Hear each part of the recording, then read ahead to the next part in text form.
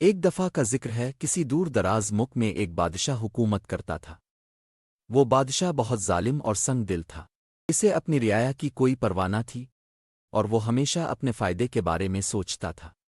اس کے ظلم و ستم سے لوگ بہت پریشان تھے اور اسے بالکل پسند نہیں کرتے تھے۔ اسی ملک میں احمد نام کا ایک شخص رہتا تھا۔ احمد ایک بہت ہی نیک اور رحم دل انسان تھا۔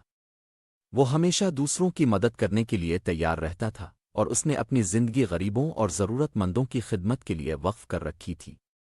لوگ اس سے بہت محبت کرتے تھے اور اس کی عزت کرتے تھے۔ ایک دن احمد کو بادشاہ کے ظلم و ستم کا سامنا کرنا پڑا۔ اسے یہ جان کر بہت دکھ ہوا کہ اس کے ملک کے لوگ کتنی تکلیف میں ہیں۔ اس نے فیصلہ کیا کہ وہ بادشاہ سے ملے گا اور اسے صحیح راستہ دکھائے گا۔ احمد بادشاہ کے محل کی طرف روانہ ہوا۔ اس نے دیکھا کہ دو سپاہی دروازے پر پہرا دے رہے ہیں۔ وہ ان کے پاس گیا اور ان سے کہا کہ مجھے بادشاہ سے ملاقات کرنی ہے۔ سپاہی احمد کو جانتے تھے اور اسے اندر بھیج دیا۔ احمد محل کے اندر داخل ہوا۔ وہ بادشاہ کے دربار میں داخل ہوا۔ جب احمد بادشاہ کے سامنے پہنچا تو وہ بالکل نہیں ڈرا۔ اس نے بڑی نرمی اور احترام سے بادشاہ سے بات کی۔ اس نے بادشاہ کو بتایا کہ اس کی رعایا اس سے کتنی ناراض ہے اور اس کے ظلم و ستم سے ملک میں کتنی بدامنی پھیلی ہوئی ہے۔ احمد کی باتیں سن کر بادشاہ کو بہت غصہ آیا۔ احمد نے مزید کہا کہ آپ کو اوروں سے اچھا سلوک کرنا چاہیے۔ اچھا سلوک کرنے سے آپ کی دولت کم نہیں ہوتی۔ بادشاہ کو مزید غصہ آلف اور اس نے احمد کو قید کرنے کا حکم دیا اور کہا کہ اسے سخت سزا دی جائے گی۔ سپاہی احمد کو پکڑ کر لے گئے اور اسے جیل میں ڈال دیا۔ کچھ دن بعد بادشاہ اپنے خاص سپاہیوں کے ساتھ شکار کے لیے نکلا۔ وہاں اس نے ہرن دیکھا اور اس گھوڑے کو تیزی سے اس کے پیچھے دوڑایا اور سپاہیوں سے بہت آگے نکل گیا۔ تھوڑی دور جا کر وہ گھوڑے سے گرا اور بہت زخمی ہو گیا۔ اس نے زور سے آواز لگائی لیکن کسی نے نہیں سنا۔ تھوڑی دور جا کر اسے ایک جھونپڑی نظر آئی۔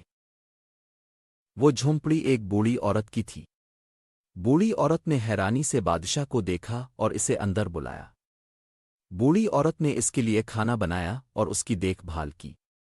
کچھ دن بعد بادشاہ کی حالت بہتر ہوئی اور وہ چلنے پھرنے لگا۔ اس نے بوڑھی عورت سے کہا کہ تم نے میری مدد کیوں کی؟ میں نے تو کبھی کسی کی نہ مدد کی اور نہ احساس کیا۔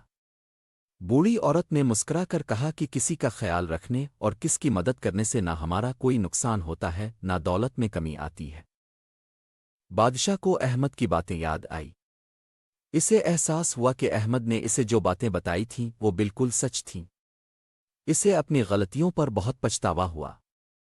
اس دوران بادشاہ کے سپاہی اپنے بادشاہ کو ڈھونڈ رہے تھے اور بلاخر وہ اس جھونپڑی کے پاس پہنچ گئے جہاں بادشاہ تھا۔ بادشاہ اپنے سپاہیوں کو دیکھ کر بہت خوش ہوا۔ اس نے بوڑھی عورت کا شکریہ ادا کیا اور اپنے سپاہیوں کے ساتھ محل کی طرف روانہ ہوا۔